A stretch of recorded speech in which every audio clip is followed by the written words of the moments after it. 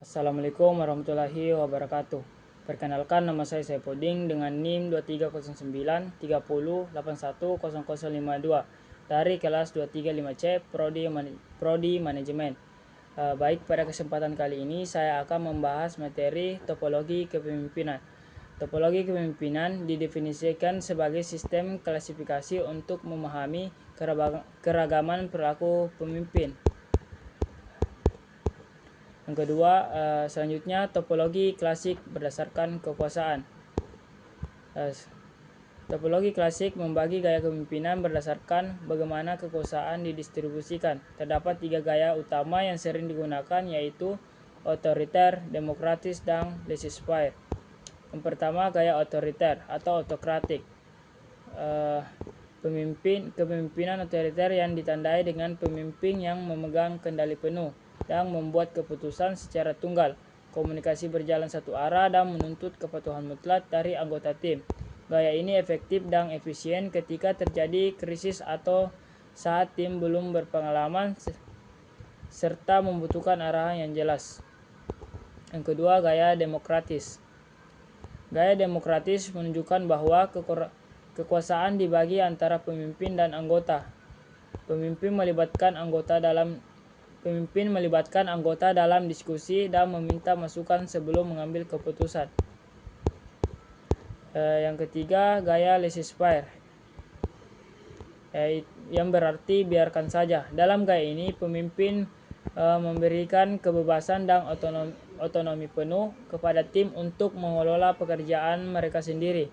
Namun gaya ini hanya efektif ketika tim terdiri dari profesional tingkat tinggi dan sudah sangat terampil dan tidak memerlukan penguasaan konstan. Selanjutnya, topologi modern, yaitu berdasarkan fokus pengaruh. Berbeda dengan topologi klasik, topologi modern berfokus pada bagaimana seorang pemimpin mempengaruhi para pengikutnya. Ada 3 pendekatan utama, yaitu yang pertama, kepemimpinan transaksional. Kepemimpinan transaksional didasarkan pada prinsip pertukaran atau transaksi. Pemimpin menentukan standar yang harus dicapai dan bawahan akan menerima imbalan seperti bonus atau gaji jika standar tersebut terpenuhi, serta mendapatkan hukuman jika gagal. Dengan demikian, fokus utamanya adalah pada efisiensi dan pemenuhan tugas rutin. Yang kedua, kepemimpinan transformasional, yang merupakan gaya yang lebih tinggi karena berfokus pada transformasi nilai-nilai dan motivasi pengikut. Pemimpin menginspirasi tim melalui visi yang kuat dan mendorong mereka untuk melampaui kepentingan pribadi demi kebaikan organisasi. Oleh sebab itu, gaya ini sangat ideal untuk memimpin perubahan budaya dan inovasi dalam organisasi. Yang ketiga, kepemimpinan karismatik,